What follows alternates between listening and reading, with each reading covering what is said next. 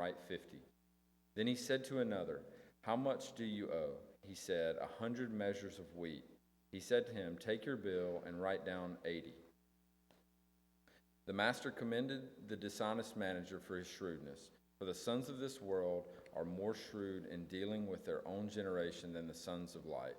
And I tell you, make friends for yourselves by means of unrighteous wealth, so that when it fails, they may receive you into the eternal dwellings. One who is faithful in very little is also faithful in much, and one who is dishonest in very little is also dishonest in much. If then you have not been faithful in the unrighteous wealth, who will entrust you to the true riches? And if you have not been faithful in that which is another's, who will give you that which is your own? No servant can serve two masters, for either he will hate the one and love the other, or he will be devoted to the one and despise the other. You cannot serve God and money.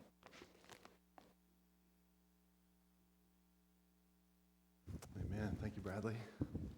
If you have a Bible, you can go ahead and turn to Luke chapter 16 this morning. Luke chapter 16 is where we'll be. I heard these words a lot growing up in my home. Some of you might be able to resonate. But these words were sort of spoken any time that I did something that I wasn't supposed to do.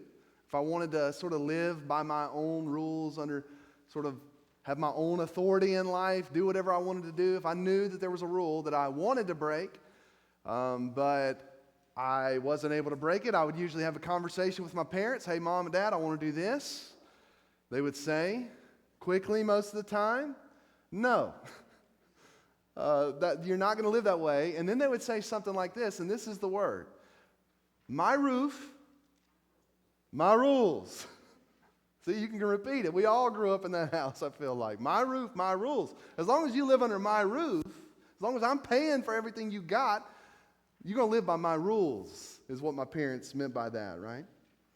And I had things growing up, there was no doubt. I had clothes, I had a room, I had a bed, I had eventually a car, I had a phone, I had all types of things, but the truth is that even though it felt like they were mine, they weren't.